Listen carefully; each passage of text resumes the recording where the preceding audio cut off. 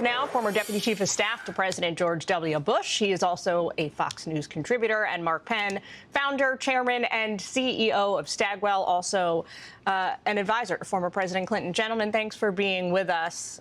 Karl, Senator Rick Scott earlier today said there's really only one way to fix this. You know, this standoff has become the new normal. There's only one way to fix this. That is to bring everybody back to Washington and eliminate the filibuster, force everything to pass with 51 votes. Well, I'm a fan of the filibuster. I think it keeps incredibly stupid legislation from passing, and I'd hate to see the United States Senate get rid of it. It is remarkable that we have this standoff. I mean, we were talking about the Department of Homeland Security, and it has never been clear to me exactly what the demands of the Democrats are. They had an off-ramp.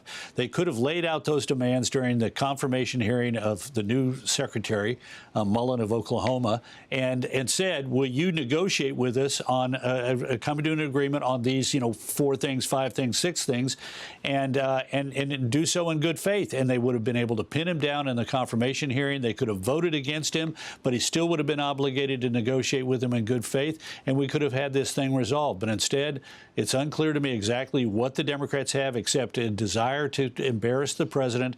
And if that means not funding the Department of Homeland Security, so be it. Big mistake, I think, on their part. Mark, though, what is the way forward? Everybody can blame everybody else, which is what they are doing here in Washington. But how are we to actually, as a country, get over this hurdle? Well, in a poll that we have coming out today, 65% of the public wants the shutdown ended. The problem is that actually, when you ask people who's responsible for the shutdown, 53% say Republicans. So the Republicans have done an awfully poor job of trying to shift the blame to the Democrats. And unless the Republicans are successful at shifting that blame, then the Democrats are going to sit here doing the unthinkable, which is to actually benefit from a shutdown, when in the past, typically these shutdowns have been a third rail of American politics, giving those who shut anything down incredible grief. So the public really can't figure out what's going on. Trump has now funded the TSA salaries, so he's stepped in. Congress looks increasingly bad and incompetent, but that's because the public thinks they are bad and incompetent. So I'm not sure there's a clear way out right now. Karl, can you think of another country in the world where the legislature can simply fail to do its job, to carry out its most fundamental responsibility, which is funding the government, and then demand that hundreds of thousands of contracted employees work for free in perpetuity? I'm asking you this because you're a well-traveled guy. You've been around. Yeah.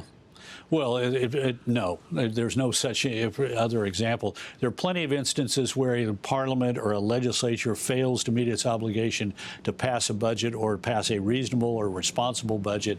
But no, I can't think of anything that's close to this. And what's interesting to me, though, is that out of this, we ought to think about how we can avoid this again.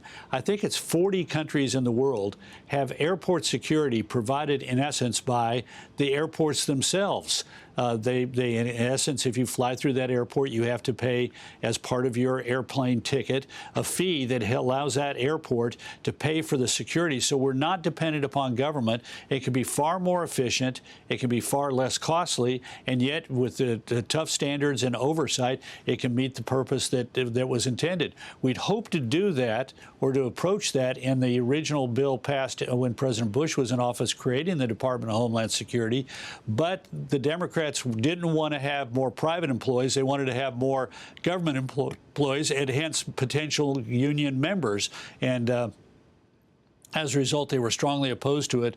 But in retrospect, it would have been a much better idea than what we're at today, where we have to depend upon the Congress to agree upon funding the government, including the Department of Homeland Security in toto. When the question is not funding it, it has to do with a side issue of standards for ICE. I mean, it's certainly not the worst idea anybody ever had, Karl, and it looks increasingly appealing, I gotta say, as we watch a U.S. legislature that has literally paralyzed itself now. Karl, Mark, gotta leave it there. Thanks for joining us today. Be sure to like and subscribe for all the Fox News latest on YouTube and catch full shows streaming now on Fox One.